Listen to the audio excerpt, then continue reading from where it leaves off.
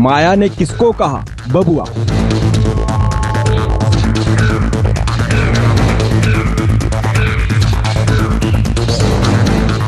देश का सबसे बड़ा राज्य उत्तर प्रदेश चुनाव के मुहाने पर खड़ा है और जैसे जैसे वक्त बीत रहा है वैसे वैसे प्रदेश की हवा और सियासी होती जा रही है। ऐसा ही कुछ मंगलवार को हुआ जब डॉक्टर भीमराव अंबेडकर की पुण्यतिथि पर लखनऊ में बीएसपी सुप्रीमो मायावती ने अपने विरोधियों पर जमकर हमला बोला और अखिलेश यादव का नाम लिए बिना ही उन्हें बबुआ बताते हुए यहाँ तक कह दिया कि जैसे जैसे चुनाव नजदीक आ रहा है वैसे वैसे बबुआ को सपने में हाथी डराने लगा है। पार्टी के चुनाव चिन्ह हाथी के प्रचार करने की इस समय हमें काफी ज्यादा जरूरत भी थी, जो अब फ्री में ही ये पूरी भी हो रही है।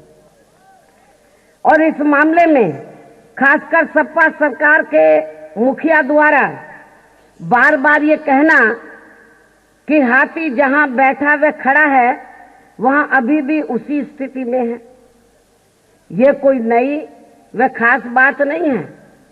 लेकिन ऐसी बचकानी बात एक परिपक्व व्यक्ति नहीं बल्कि एक बबुआ ही कर सकता है।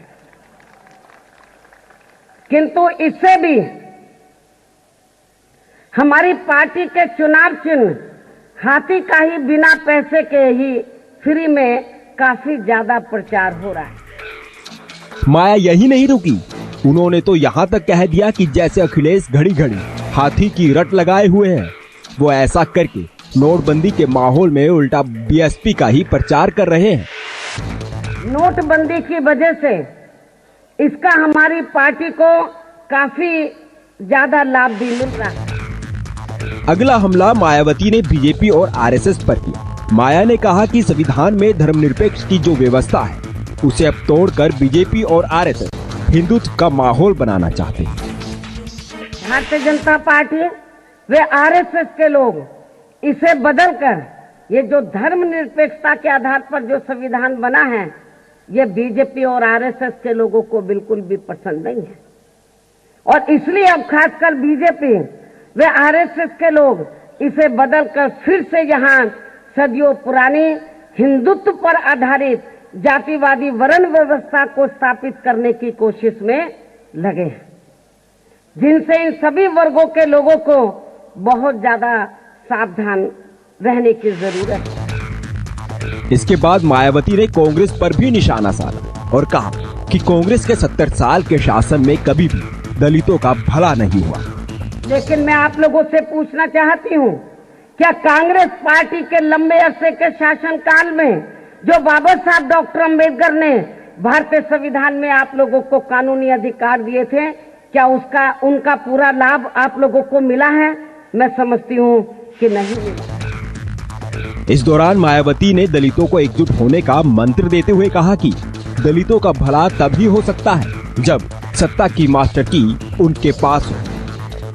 इससे दूर रखने के लिए अब इन सभी वर्गों के आप लोगों के जो शोषण करता है, जिनके पुरखों ने बुजुर्गों ने आप लोगों को सदियों से अपना गुलाम और लाचार बनाकर रखा है, तो इससे आप लोगों के हाथों में पॉलिटिकल पावर की मास्टर की ना है।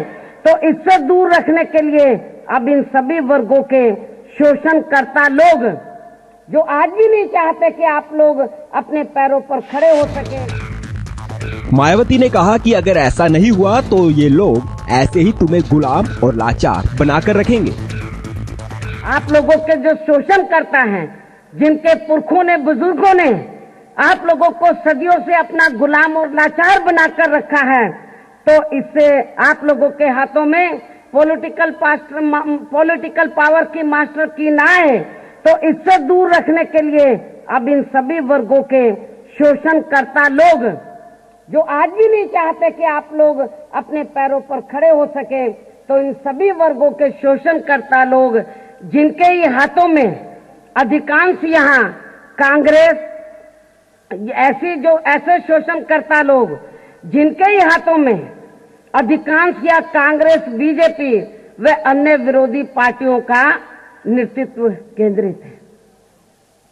ये लोग किस्म किस्म के साम दाम दंड भेद आदि हथकंडे इस्तेमाल करके इस बहुसंख्यक आबादी को हमेशा आपस में बांटने की कोशिश में ही लगे रहते हैं। कुल मिलाकर मायावती ने एक एक करके अपने सभी विरोधियों पर निशाना साधा। मायावती का मतलब बिल्कुल साफ है, चुनाव है तो मायावती अपनी उस ताकत को एक करने में जुटी हुई है जिसके दम पर वो सरकार बनाने का दावा ठोक रही है।